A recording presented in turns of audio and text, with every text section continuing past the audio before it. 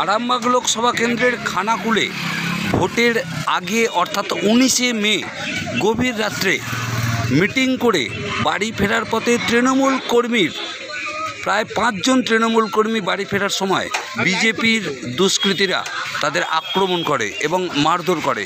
সেই সময় তাকে আরামবাগ হাসপাতালে ভর্তি করা হয়।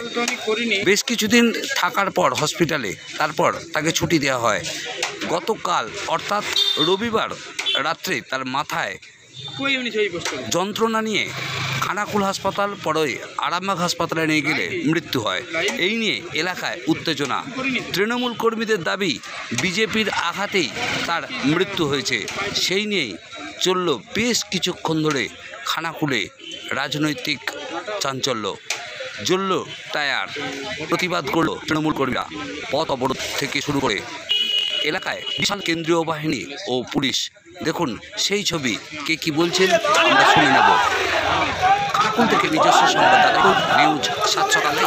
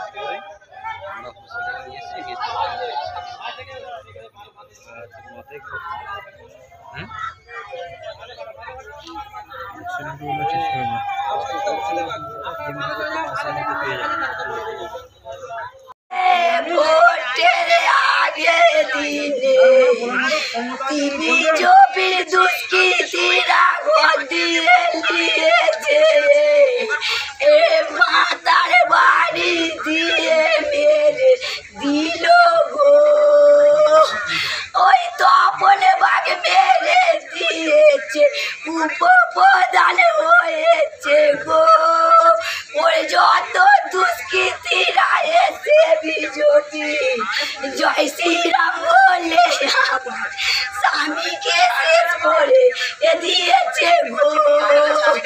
আমার নাবালক গো, আমার দুটো নাবালককে দিয়ে আমি কি করে বেঁচে থাকবো গো।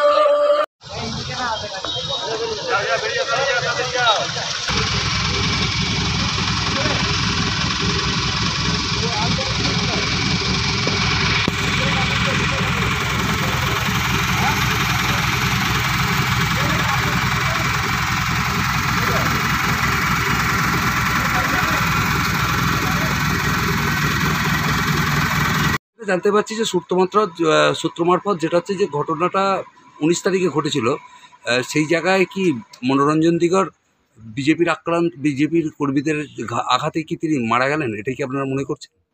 আমাদের আমরা 4 ভাই মিলে আরও সব যে পার্টির ছেলেরা ছিল একটু আমাদের সব বুথের আলোচনা করে আমরা জানি যে বুথে যেন বসবে তার সঙ্গে তাকে বলে দিয়ে আমরা সব বাড়ি ফিরছি।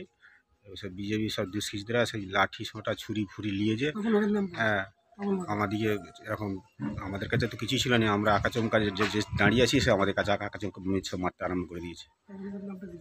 কতজন ছিলেন আপনারা? কতজন ছিলেন? আমরা ছিলাম 10-20 ছিলাম, আর ওদের ছিল প্রায় 70 জন। আপনারা কোন দল? আমরা তৃণমূল করি। আর যারা আক্রমণ করেছে তারা বিজেপি করে। বিজেপি কতজন আক্রমণ করেছে? বিজেপির প্রায় 30-40-50-60 জন ছিল। ওটা কি ভোটের আগের দিন? সব সঞ্জয় মডেলের ঘরে সব লাঠি সব সরঞ্জাম ছিল। আবার মাঠ থেকে আমাদের এই পাড়ার ছেলেরা সব কেটে নিয়ে যে সব সেখানে সব ইয়ে করেছে করে আমাদের ছুরি ফুরি দিয়ে আমার এখানটা ছুরি মেরেছে। তারপরে এই মাথাতেও রড দিয়ে পিঠে সব বাঁশ দিয়ে মেরেছে। এসব সব মাংস খেতে হয়ে গেছে। আচ্ছা, মনোরঞ্জন দিগার যিনি মারা গেছেন, আপনারা কি অনুমান করছেন যে বিজেপির সেদিনের রাত্রে আক্রমণের কারণে তিনি মারা গেছেন? হ্যাঁ, আমার সামনে তো মারছে, আমাদের কাছে তো ছিল তো, আমার নিজের ভাই। আমরা তো আমাদের কাছে কিছুই ছিল না, আমরা দাঁড়িয়ে দেখছি যে ওরা তো মার দিচ্ছে, আমরা মার খাচ্ছি। এবার আমার ভাইকে কি করেছে আমাদের পাড়ার ছেলেরা আরও সব ছেলেরা ওকে তুলে নিয়ে চলে গেছে। নিয়ে যে রীতিমতো মারছে, আমরা দেখতে পাইনি। আমার বড়দা মার খাচ্ছে, আমি যে তুলতে গেছি এরকম আমার উপরে আক্রমণ করেছে। আপনার নাম? আমার নাম পরমেশ্বর দিগের। ভোটের আগের দিন যেভাবে ওনাকে নৃশংসভাবে মারধর করা হয়েছে, সে মারা গেছে, তারই প্রতিবাদে আজকে আমাদের অবস্থান চলছে। মানে আপনারা কি দাবি করছেন যে 19 তারিখে ওনাকে মারধর করা হয়েছিল, সেই কারণেই মারা গেছে? এই বিধায়ককে আমরা গ্রেপ্তারের দাবিতে আজকে আমাদের অবস্থান চলছে, আমাদের পথবোধ চলছে। কারণ যতক্ষণ না বিধায়ককে দৃষ্টান্তমূলক শাস্তি দিচ্ছে ততক্ষণ আমাদের চলবে। গত 19শে মে রাত্রিবেলা আমাদের রাজাটি 1 নম্বর অঞ্চলের প্রত্যেকটি স্থানে তৃণমূল কংগ্রেসের নেতা নুন্ডমি মণ্ডল, শ্যামল প্রামাণিকের নেতৃত্বে হামলা করা হয়। একটা বাইক বাহিনী বের হয়ে সেখানে আমাদের পঞ্চায়েতের যিনি উপপ্রধান রয়েছেন ওনাকে কোপানো হয়। সেই সঙ্গে আরও 6 জন কার্যকর্তাকে জখম করা হয়। তৃণমূল কংগ্রেসেরও কয়েকজন জখম হয়, কিন্তু তৃণমূল কংগ্রেসের এক কার্যকর্তা মনোরঞ্জন দিগার ওনার নাম, উনি গতকাল রাত্রে হৃদরোগে আক্রান্ত হয়ে মারা যান। কিন্তু আমাদের কাছে যেটা খবর আছে যে যেদিন গণ্ডগোল হয় তার পরের দিনই ওনাকে হাসপাতাল থেকে সার্টিফিকেট দিয়ে ছেড়ে দেওয়া হয়, অর্থাৎ উনি সুস্থ আছেন।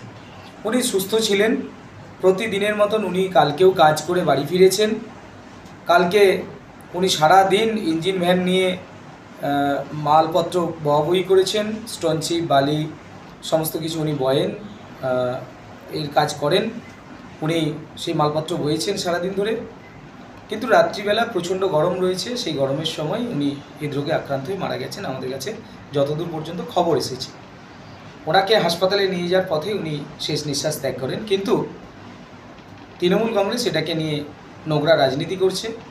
দেখুন, যে কোনো মৃত্যুই খুবই দুঃখজনক ঘটনা, রাজনৈতিক হিংসা দুঃখজনক ঘটনা।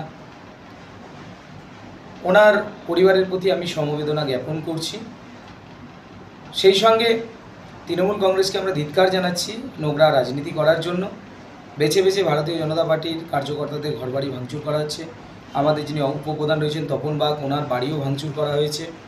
প্রত্যেকটা মহিলাকে পাড়ার মধ্যে ঢুকে মহিলাগুলোকে মারধর করা হচ্ছে।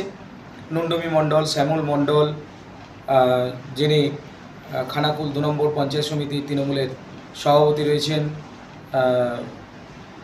ওনার শেখ রাজা, ওনার নেতৃত্বে গণ্ডগোল চলছে।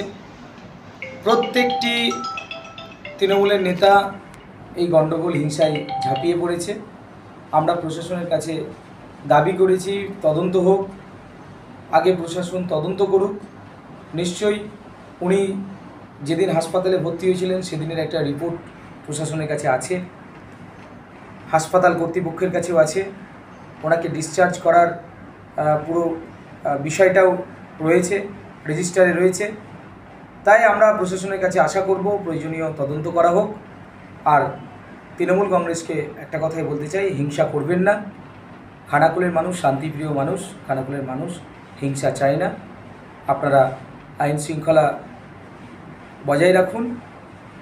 আমি প্রশাসনের প্রতি বিশ্বাসী আছি যে প্রশাসন সঠিকভাবে সঠিক পদক্ষেপ গ্রহণ করবে।